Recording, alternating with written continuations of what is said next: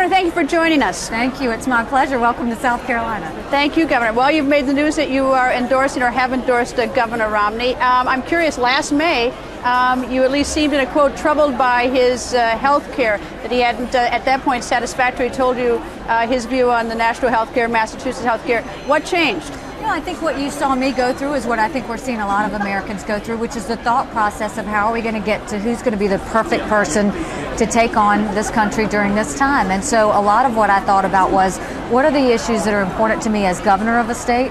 What are the issues that I hear all of the families across the country talk about? And it always comes back to spending, the economy, and jobs.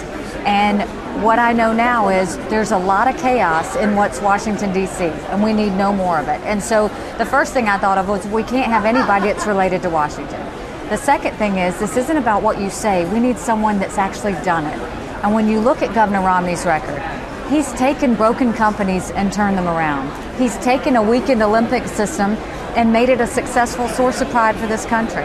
And not only that, he knows how to make real decisions, not just making votes. I've been a legislator, I can say that. It's very different to make a decision versus a vote. He's made decisions, and the decisions he made was he cut taxes 19 times in a state that had an 85% majority Democrat legislature. That's remarkable. That's what we're talking about when we're talking about Washington. Somebody that can go in there fresh and say, we've got a lot of problems. It's time to get down to business and get to the solutions.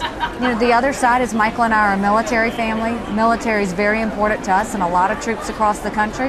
And he understands that we have to strengthen our military. And he understands we don't have to be apologetic for it. And so when we've got a president that's done nothing but try and weaken it, this has been an important factor as well. How about the others? Think the others could beat President Obama? You know, for me, I don't think I have to put down any other candidates to make this guy look good. What I will tell you is the hardest part about my job that I did not know as governor is the federal government. Whether it's been dealing with the Medicaid issues, whether it's dealing with illegal immigration, whether it's been dealing with voter ID, whether it's the NLRB and what we're trying to do with Boeing and that the unions have gotten in the way.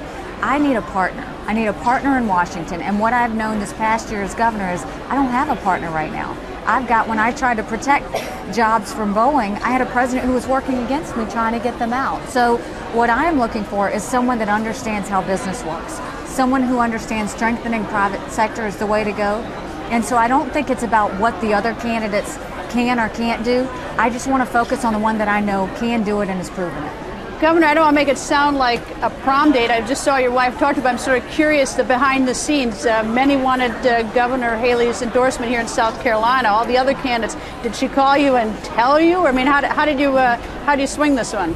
Well, we've known each other for some time, and I've been in touch with her and with her office. I talked about my views on issues. We've exchanged views on issues time and again, and I'm delighted that after she's taken a good look at the debates and my responses to the questions that she had, that she came to decide to support my team. Obviously it's a huge statement. It makes an enormous difference here in South Carolina. Speaker Gingrich has a real strong lead here, and for her to stand up and say, you know what, I'm gonna back somebody who is not real high in the polls right now in South Carolina, because I believe Mitt Romney can win. By the way, there was a time when she wasn't real high in the polls. I'm hoping that her experience coming from behind and winning is the same kind of experience I have here in South Carolina. And I know, of course, you endorsed her. I'm curious, Governor, last time around, Governor Romney came in fourth here in this state, so at least then it was a hard sell. Are you going to actively go out and pound the pavement, and how are you going to convince the people who 4 years ago weren't particularly interested in Governor Romney? This is really interesting, Greta. First, to answer your question, yes, Michael and I are going to do everything we can to support the Romneys and help get the message out. But this is what's interesting for me. We had talked a couple of times, but we had a meeting a few weeks back, and I said, I'm going to ask you some really tough questions, and I need some answers. I said, I'm not for the health care mandate. South Carolina can't afford it. What are you going to do? He said, day one, I'm going to offer South Carolina a waiver and any other state that wants it, and I'm going to work to repeal the health care mandate across this country. The second thing was I said, you know the issues we've dealt with the unions. What are you going to do? And he said, we are going to make sure that we put as much pressure on the unions as we can, and we turn it back to the private sector so they're back in charge by using transparency to do it.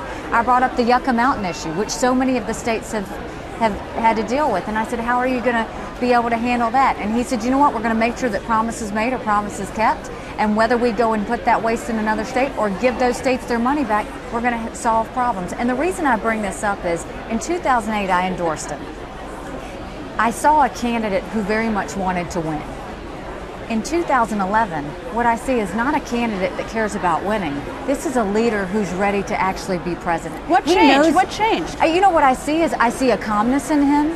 I see a leadership ability. This is not about talking about how to win votes. He's very much about what he wants to do the first 30 days in the White House, what he's going to do to get people back to work. There is a leadership there that when I walked out of there, I knew this was right. I knew this was right because what I want is someone that understands the American families can't wait. We need help and we need it now. We need courage and we need it now. And we need someone that's not going to try and figure it out day one. This is a man who spent the last 4 years trying to figure out exactly what he's going to do and how, and there's not going to be a learning curve. That's when I knew this was right.